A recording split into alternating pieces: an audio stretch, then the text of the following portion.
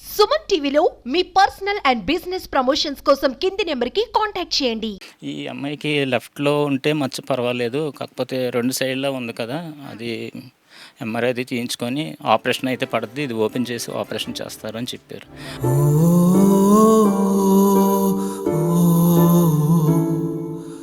అక్కడ వరకే స్తోమత సరిపోవట్లేదు. ఇంకెక్కడి దాకా నేనెంత వెళ్ళగలను?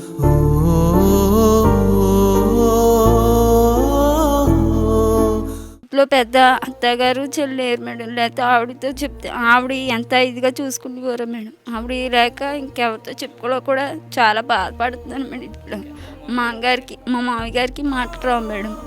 మనం ఏం చెప్పింది ఆయనకి అర్థమవుతుంది మేడం. ఇంకేం చెప్తామంటే ఈయన పొరపాటు చేసుకొని ఇంతమందికి ఇలా ఏం చేయగలరు అనేసి అదొక బాధ మేడం.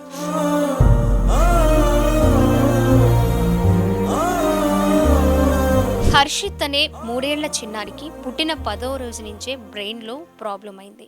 బ్రెయిన్లో బ్లడ్ క్లాట్ అయ్యి అప్పటి నుంచి కూడా అనేక రకాల సమస్యలతో సఫర్ అవుతూ ఉన్నాడు. మరి అసలు ఎందుకు ఆ ప్రాబ్లం వచ్చింది, ఇప్పుడు ప్రజెంట్ తన పరిస్థితి ఎట్లా ఉంది, వాళ్ళ పేరెంట్స్ ఎలా ఉన్నారు, అసలు తన కండిషన్ గురించి డాక్టర్స్ ఏం చెప్తున్నారు, ఈ వివరాలన్నీ మనం తెలుసుకుందాము. 3 ఏళ్ల చిన్నారి తన తోటి పిల్లల్ని చూస్తూ ఉన్నప్పుడు ఆ తల్లిదండ్రులకి కలిగే బాధ వర్ణనాతీతం.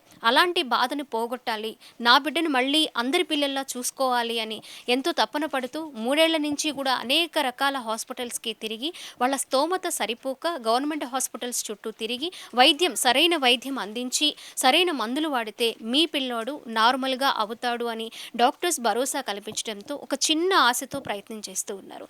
ఎన్నో హాస్పిటల్స్ తిరిగారు, ఎంతోమంది వాళ్ళకి ఆర్థికంగా కూడా సహాయం చేశారు. వాళ్ళందరికీ కూడా వాళ్ళు ధన్యవాదాలు తెలుపుతూ ఉన్నారు. ప్రస్తుతం వాళ్ళ ఫాదర్ అంటే మూడు సంవత్సరాల బాబుకి ఫాదర్ సతీష్ గారు ఉన్నారు, అలాగే వాళ్ళ అమ్మగారు ఉన్నారు. అసలు బాబుకి ఏమైంది, డాక్టర్స్ ఏం చెప్పారు, ఎందుకు అలా జరిగింది అనే విషయాలు కూడా వాళ్ళ కుటుంబ సభ్యులతో మాట్లాడి మనం తెలుసుకుందాం. నమస్తే అండి, ఏం చేస్తూ ఉంటారు మీరు? నేను వీధిలో చిన్నపిల్లల బట్టలు అవి అమ్ముకుంటూ ఉంటాను మేడం. సైకిల్ మీద తిరుగుతూ నాకు వచ్చే ఆదాయం ఒక 300 ఉంటుంది డైలీ. ఇంకా అదే నా జీవనోపాధి. అయితే మాది తాడేపల్లిగూడెం, పశ్చిమ గోదావరి నుంచి వచ్చాం మేడం. ఏంటంటే బాబు పుట్టినప్పటి నుంచి కూడా 11వ రోజు నుంచి ఫిట్స్‌లా వచ్చింది. ఎంతమంది పిల్లలు మీకు? ముగ్గురు మేడం. ఫస్ట్ బాబు, నెక్స్ట్ పాప, తర్వాత లాస్ట్ బాబు. ఈ బాబు సమస్య ఉన్నది లాస్ట్ బాబుకి. బాబుకి పేరు హర్షిత్. అయితే ఏం చెప్పారండి డాక్టర్స్? పుట్టిన 10వ రోజే ఏమైంది, అసలు ఈ ప్రాబ్లం వచ్చిందని మీరు ఎలా గుర్తించారు, ఆ బాబుకు వచ్చిన సిమ్టమ్స్ ఎలా ఉండేవి? సిమ్టమ్స్ అంటే ఫస్ట్ పుట్టిన తర్వాత 10వ రోజు నేను తలకి స్నానం చేయించేటప్పుడు ఇలా ఫిట్స్‌లా వచ్చింది మేడం. అయితే మా అత్తగారు వాళ్ళకి తెలియక సరే ఏంటని సీరియస్‌గా ఉందని చెప్పేసి ఇంకా ప్రైవేట్ హాస్పిటల్‌కి తీసుకెళ్ళారు. ప్రైవేట్ హాస్పిటల్‌కి తీసుకెళ్తే ఒక 2 డేస్ ఉంచి వాళ్ళు 2 లక్షల దగ్గర ఖర్చు అయింది. అయితే ఇంకా స్తోమత ఇంకా అంతవరకు లేక వాళ్ళ చందాలు వేసుకొని చూపించడం వల్ల నాకు స్తోమత లేక అంబులెన్స్ కట్టించుకొని వైజాగ్ కేజీహెచ్ హాస్పిటల్‌కి తీసుకెళ్ళాము. కేజీహెచ్ హాస్పిటల్ తీసుకెళ్ళిన తర్వాత ప్రాబ్లం అది చెప్పి వాళ్ళు డాక్టర్ చూసి 1 మంత్ పడుతుంది, ఇక్కడ అడ్మిట్ చేసేయండి అని చెప్పారు. ఏంటి మేడం అంటే ఏవి చెప్పలేము, అప్పుడప్పుడు ఐసీయూలో ఉన్నాడు, గ్యారంటీ మేమైతే చెప్పలేము అని చెప్పి 18 రోజులు అయితేనే కానీ చెప్పలేమని చెప్పారు. 18 రోజులు అయిపోయిన తర్వాత 1 మంత్ ట్రీట్మెంట్ అంతా అయిన తర్వాత డిశ్చార్జ్ చేశారు. మేడం అసలు ప్రాబ్లం ఏంటి బ్రెయిన్లో అంటే, బ్రెయిన్ నుంచి బ్లీడ్ బయటకు వచ్చేసింది, దానివల్ల ఇన్ఫెక్షన్ పెరిగింది, ఇది రాను రాను తగ్గిపోతుంది అని చెప్పి అన్నారు. మేము తగ్గిపోతుంది కదా అని చెప్పేసి కొద్దిగా ధైర్యంగా ఉన్నాం. అయితే అక్కడి నుంచి డిశ్చార్జ్ చేసేటప్పుడు ఫిట్స్ మందులు అవి ఇచ్చారు కొనుక్కోమని. బయట కొనుక్కొని ఫిట్స్ మందులు వాడుతున్నాం కంటిన్యూగా. అయితే ఈ ఫిట్స్ మందులు వాడినా సరే మంత్లీ 2-3 టైమ్స్ వచ్చేది ఫిట్స్ వస్తుంటే మాది పశ్చిమ గోదావరి జిల్లా తాడేపల్లిగూడెం. అక్కడ ట్రీట్మెంట్ అనేది పెద్దగా ఉండదు. అయితే అక్కడ డాక్టర్లు గవర్నమెంట్ హాస్పిటల్కి ప్రతిసారి కూడా మాకు ఆ ప్రైవేట్ హాస్పిటల్కి వెళ్ళే స్తోమత అనేది లేదు మేడం. అసలు గవర్నమెంట్ హాస్పిటల్కి వెళ్ళడం వల్ల అక్కడికి వెళ్తుంటే ఎర్లీ మార్నింగ్ వచ్చేది, డాక్టర్స్ ఎవరు ఉండేవారు కాదు. అయితే అక్కడ కొద్దిగా సాంబశివరావు గారు డాక్టర్ స్పందించేవారు. వారు చాలా బాగా ట్రీట్మెంట్ ఇచ్చి వెంటనే మీరు ఏలూరు కానీ కాకినాడ కానీ వెళ్ళిపోండి, ఇక్కడైతే ట్రీట్మెంట్లు ఎక్విప్మెంట్ ఉండవు అని చెప్పేవారు. అయితే మేము అక్కడ అంబులెన్స్ మాట్లాడుకుంటూ ఒక 6-7 వేలు అంబులెన్స్ కాకినాడకి అయ్యేవి. ఇంకా అక్కడికి వెళ్ళి గవర్నమెంట్ హాస్పిటల్ అక్కడ అడ్మిట్ చేసిన తర్వాత ట్రీట్మెంట్ 1 వీక్ నడిచేది అక్కడే. అంటే బ్లడ్ శాంపిల్స్ అవి తీయడం టెస్టులు చేయడం ప్రతి దానికి చేయించి 1 వీక్ అయిన తర్వాత వాళ్ళు బాగుందని పంపించేసేవారు. ఇలా పలానా ఫిట్స్ మందు వాడండి సరిపోతుందని చెప్పారు. ఏంటి మేడం అంటే అది తగ్గుతూ ఉండాలి, అది తగ్గిపోతుంది అన్నారు తప్ప మాకు ఎంత ఇష్యూ అవుతుందని ఎప్పుడు చెప్పలేదు. అయితే ఇంకా అలా కంటిన్యూ చేస్తూ ప్రతి నెల మేము కేజీహెచ్కి వెళ్తూ మందులు వాడిస్తూ ఇలాగ ఫిట్స్ మందులు వాడుతూ ట్రీట్మెంట్ చేస్తూనే ఉన్నాం.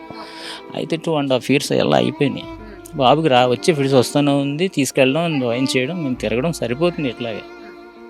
ఇంకా 2.5 years అయిపోయిన తర్వాత లాస్ట్ 3 months బ్యాక్ అయితే హెవీగా సీరియస్ అయిపోతే ఇంకా ఎలా కాదని ప్రైవేట్ హాస్పిటల్ తీసుకెళ్ళమని చాలామంది ఇంకా గట్టి చెప్పారు. బాబు హెల్త్ పాడైపోతుంది, మనకి ఎంఆర్ఐ స్కాన్లో లెఫ్ట్ నుంచి రైట్ బ్రెయిన్ ఎఫెక్ట్ అయిపోయింది, ఇంక ఎలా అంటే 50% డ్యామేజ్ అయిందంటే ఇంకా మంచానికి పరిమితం అయిపోతాడు, ఇంకా తర్వాత చాయిస్ ఉండదు మీకు అని చెప్పారు. అయితే ప్రైవేట్ హాస్పిటల్ మేము చూసుకొని ప్రైవేట్ హాస్పిటల్లో ట్రీట్మెంట్ స్టార్ట్ చేసాం. లోకల్గా కొంచెం యూట్యూబ్ ద్వారా 13,000 వచ్చాయి. తర్వాత కొంచెం హెల్ప్ చేస్తుంటే వాళ్ళ ద్వారాగా మేము ఏంటంటే ప్రైవేట్ హాస్పిటల్లో ట్రీట్మెంట్ స్టార్ట్ చేసాం. ట్రీట్మెంట్ స్టార్ట్ చేసిన కాడి నుంచి 3 months కూడా బాబు హెల్తీగా బాగున్నాడు. అది ఒక ట్రీట్మెంటే కాదు, బాబుకి మాటలు రావు, అయితే నడవలేడు కూడా. దీనికి సంబంధించి ఒక ఫిజియోథెరపీ, స్పీచ్ థెరపీ, ఈ ట్రీట్మెంట్లు కంపల్సరీ చేయించుకోవాలి. ఇప్పటి నుంచి మీరు చేయించుకుంటేనే పిల్లడు ఎదిగే కొద్ది డెవలప్మెంట్ బాగుంటుంది. మీరు ఇలా అశ్రద్ధగా వదిలేస్తే కనుక మొత్తం డ్యామేజ్ అయిపోతుంది బ్రెయిన్ అంతా. తర్వాత ఇంకా మంచం మీదే బాబు ఎంత వరకు ఎదిగాడో అంతవరకే ఉంటాడు, అంతకుమించి ఎదుగుదల ఉండదు. ఇంకా లైఫ్ అనేది స్పాయిల్ అయిపోతుంది, గ్యారంటీ చెప్పలేం. మీరు మెడిసిన్ తీసుకుంటే కనుక అలాగా 2-3 years వరకు ఫిట్స్ కంట్రోల్ చేయాలి ఖచ్చితంగా. 2-3 years ఫిట్స్ కంట్రోల్ అయిన తర్వాత అప్పుడు మీ బాబు లైఫ్ ఏంటో అన్నది అప్పుడు డిసైడ్ చేయగలుగుతాం. ఆ తర్వాత నుంచి ఏంటి ట్రీట్మెంట్ అన్నది అప్పుడు మేము చెప్తాం అని చెప్పి అన్నారు మేడం. అదే దీనికి వచ్చి ప్రతి నెల 15,000 మందులకి, ఇప్పుడు మంత్ ఎండింగ్కి ఏమో 24,000 ఇంజెక్షన్ చేయించాలి ఎవ్రీ మంత్. నెక్స్ట్ స్పీచ్ థెరపీకి తీసుకెళ్ళామంటే ఎవ్రీ మంత్ 10,000 అవుతుంది. అది కాకుండా ఫిజియోథెరపీకి చూపించాను. ఇవన్నీ చేయించాలంటే మదర్ స్తోమత లేదు మేడం. అసలు మాకంతంత మాత్రమే మా బతుకులు, నేను తెచ్చుకునే కూడా 300-400 అంతే. నేను జీవనోపాధి అంతా కూడా నేను ఒక్కడనే వీళ్ళని అంతా పోషించుకురావాలి, ఫ్యామిలీ అంతా కూడా. మళ్ళీ మా ఫాదర్ కూడా ఉన్నాడు, ఆయన కూడా డఫ్ అండ్ డమ్ ఆయన మా ఫాదర్. మాకు సిస్టర్ ఉండేది, సిస్టర్ అయితే కనుక ఆవిడకి SLE అని కంప్లైంట్ వస్తే ఆవిడ చనిపోయింది. ఆవిడకి చాలా డబ్బు నేను ఖర్చు పెట్టాను అప్పు చేసి, ఆవిడ చనిపోయింది. వాళ్ళ అబ్బాయి ఉంటాడు, వాళ్ళ అబ్బాయిని కూడా నేనే చిన్నప్పటి నుంచి పెంచుతున్నాను మేడం. ఇప్పుడు అబ్బాయికి 17వ సంవత్సరం. ఇప్పుడు వీళ్ళందరూ కూడా నా మీద ఆధారపడి ఉన్నారు. వీళ్ళని చూసుకోవాలని, నేను ట్రీట్మెంట్లే చేయించాలన్నది నాకు స్తోమత సరిపోవట్లేదు మేడం. ఎవరికి అప్రోచ్ అవ్వాలి, ఎవరి దగ్గరికి సహాయం తీసుకోవాలో కూడా ఏం అర్థం కాని పరిస్థితి. ఎక్కడికి వెళ్ళాలో కూడా ఏం చేయాలో కూడా ఏది తెలియని పరిస్థితి మేడం. బాబు పుట్టిన 10వ రోజు నుంచే బ్లీడింగ్ అని చెప్పారు మేడం. అప్పుడు వైజాగ్ ప్రైవేట్ హాస్పిటల్ చూపిస్తే ట్రీట్మెంట్ మినిమం ఏంటి అన్నది చెప్పడం కోసం 5 లక్షలు అన్నారు మేడం. అప్పుడు చెప్పడం కోసం 5 లక్షలు అవుతాయి అని చెప్పారు మేడం. మేము ఇంకా ఖర్చు తట్టుకోలేమని చెప్పేసి అక్కడ నైట్ నుంచి ఉదయం ఉండడం కోసం ఒక 50,000 కట్టి బయటకు వచ్చేసాం మేడం. అత్తమాను ఫిట్స్ వస్తూనే ఉండేది మేడం. అలాగా ఇంకా మాది తాడేపల్లిగూడెం కదా మేడం. మీ దగ్గర ఫిట్స్ అత్తమాను వచ్చినప్పుడల్లా ఇక్కడికి ఎలా వస్తారు, మీ దగ్గర హాస్పిటల్లో ఉన్నప్పుడు వెళ్ళండి అని చెప్పారు మేడం. ఇక్కడికి వచ్చేసాక ఏలూరు అని, కాకినాడ అని ఇలా గవర్నమెంట్ హాస్పిటల్కి పంపించేవారు మేడం. ఇలా మేము తిరగడం వల్ల ఏంటంటే బాబుకి చిన్నప్పుడు బ్లీడింగే అన్నారు మేడం. అది డ్యామేజ్ అయింది మేడం.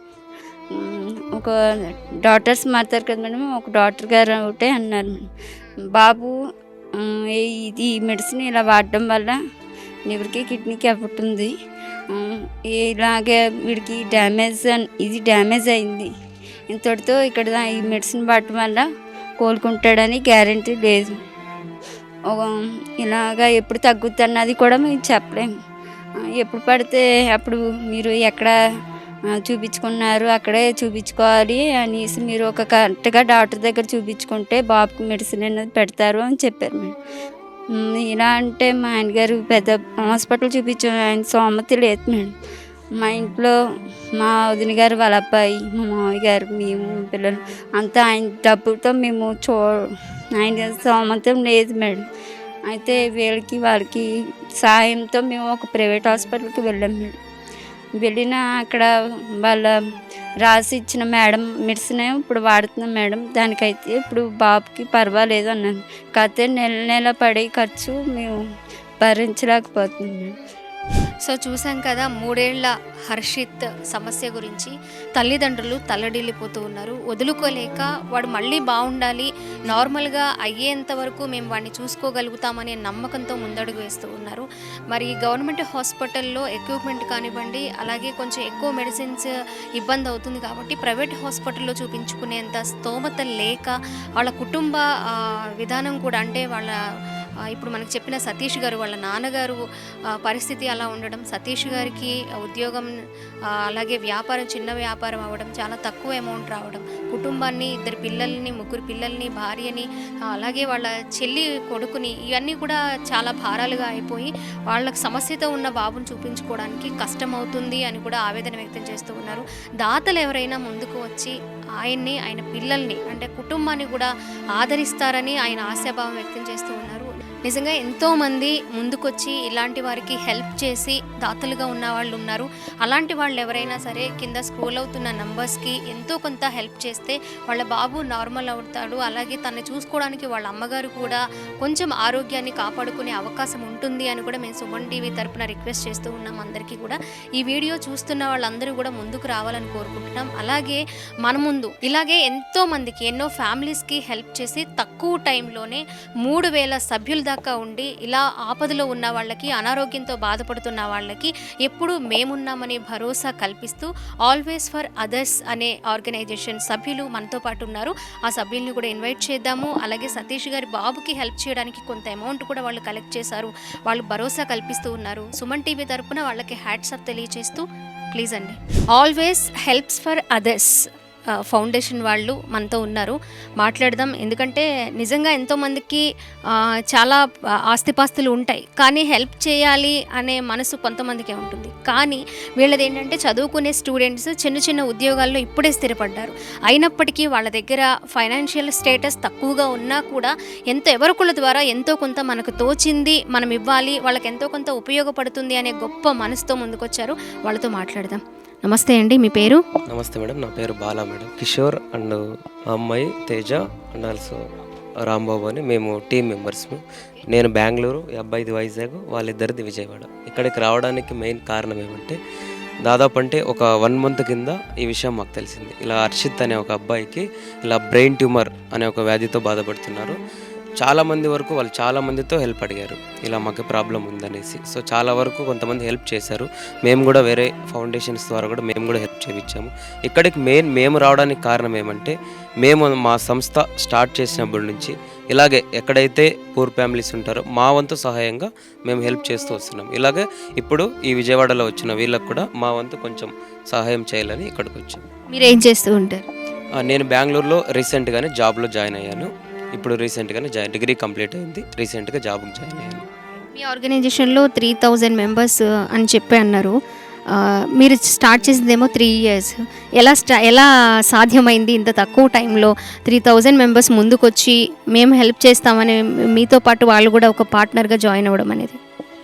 మేము దాదాపు అంటే ఒక 2 years కింద ఈ ఫౌండేషన్ స్టార్ట్ చేయడానికి ముఖ్య కారణం ఏమనగా నా పేరు బాల, అలాగే మా ఫ్రెండ్ కిషోర్, మేమిద్దరూ కలిసి అంటే మాకి చిన్నప్పటి నుంచే ఈ థాట్ ఉండింది. సో మేము కూడా middle class family, middle class అని అనలేము, చాలా పూర్ ఫ్యామిలీ నుంచే మేము వచ్చాం. సో మాలాంటి ఫ్యామిలీస్ చాలామంది ఉన్నారు. సో ఆ బాధ ఏంటి, కనీసం అంటే ఒక పూట తినకుండా కూడా మేము ఉన్నాం. సో ఆ బాధ మాకు తెలుసు కాబట్టి మేము ఎలాగైతే ఒక స్టూడెంట్స్ పరంగా మేము ఒక ఫౌండేషన్ని స్టార్ట్ చేసి ఇద్దరితో స్టార్ట్ అయిన ఫౌండేషన్ని నేను ఒక టీమ్గా ఫార్మేట్ చేసి లైక్ బెంగళూరు కానీ, హిందూపూర్, తిరుపతి, మదనపల్లి, కడప, కదిరి అటు సైడ్ నేను చూసుకుంటున్నాను. అంటే లైక్ కాలేజెస్కి వెళ్ళడం కానీ, స్టూడెంట్స్ని మోటివేట్ చేయడం కానీ, లైక్ నాకు తెలిసిన వాళ్ళని మోటివేట్ చేసి ఇలా ఫౌండేషన్ స్టార్ట్ చేసాము. ఈ ఫౌండేషన్ స్టార్ట్ చేయడం ఏమంటే పూర్ పీపుల్స్ కోసం మన వంతు సహాయపడ్డాం.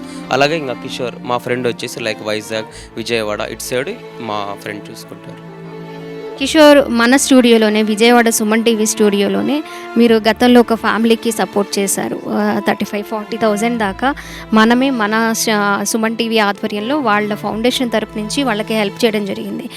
ఇప్పుడు మళ్ళీ సెకండ్ టైం మీరు సుమన్ టీవీకి వచ్చి ఆ ఫ్యామిలీకి హెల్ప్ చేయడం జరుగుతుంది. ఎలా అనిపిస్తుంది ఇదంతా చూస్తుంటే? మీకు ఇలా రీచ్ అవుతారని, సక్సెస్ సాధిస్తారని అనుకున్నారా? అనుకున్నాం మేడం, బాగా రీచ్ అవుద్ది అనుకున్నాము. అలాగే మనం కోవిడ్ టైంలోని 6 పిల్లల్ని ఇప్పుడు మనం చదివిస్తున్నాం. బ్రెయిన్లో బ్లడ్ క్లాట్ అయ్యి ట్యూమర్తో బాధపడుతూ ఉన్న హర్షిత్కి హెల్ప్ చేయడానికి మరి ఆర్గనైజేషన్ వాళ్ళు రెడీగా ఉన్నారు. కొంత క్యాష్ని వాళ్ళకి సపోర్ట్గా అందించడానికి ఒక 2 months తన వైద్యానికైనా ఉపయోగపడుతుందని కూడా వాళ్ళు ఎక్స్పెక్ట్ చేస్తున్నారు. మరి ఆ హెల్ప్ ఏదో మన స్టూడియోలోనే మన సుమన్ టీవీ తరపున వాళ్ళకి జరగాలి, మన ఆధ్వర్యంలో జరగాలని కోరుకుంటూ ఉన్నారు. అది కూడా చేసేద్దాం.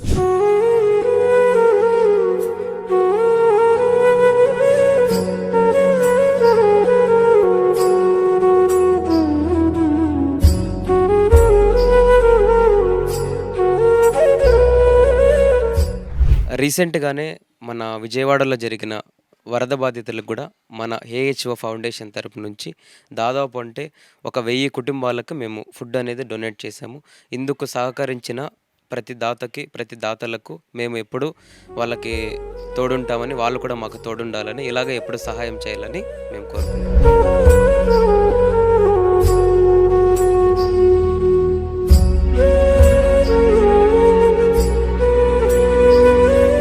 మా నుంచి మేము కోరుకునేది ఒకటేనండి. మాకు ఈ కూటమి ప్రభుత్వమైన ముఖ్యమంత్రి వర్యులు శ్రీ నారా చంద్రబాబు నాయుడు గారు, ఉప ముఖ్యమంత్రులు కొణిదెల పవన్ కళ్యాణ్ గారు కొంచెం వాళ్ళ దగ్గరికి మా పరిస్థితిని ఎవరైనా తీసుకెళ్తారనేసి మేము చాలా మనస్ఫూర్తిగా కోరుకుంటున్నామండి. అక్కడ దాకా వెళ్ళే అదృష్టం మాకు దొరకట్లేదు. కొంచెం అక్కడ దాకా వెళ్ళే అదృష్టాన్ని మాకు కల్పించిన వారు ఎవరైనా ఉంటే కనుక చేసి పెడతారని చెప్పేసి మనస్ఫూర్తిగా కోరుకుంటున్నాం. మాకు మా బాబుకి ట్రీట్మెంట్ కానీ ఏదైనా ఉచిత వైద్యం కానీ అందిస్తారని గవర్నమెంట్ని చేతులెట్టి 2 చేతులు తోడించి నమస్కరించి ప్రార్థిస్తున్నాను సార్.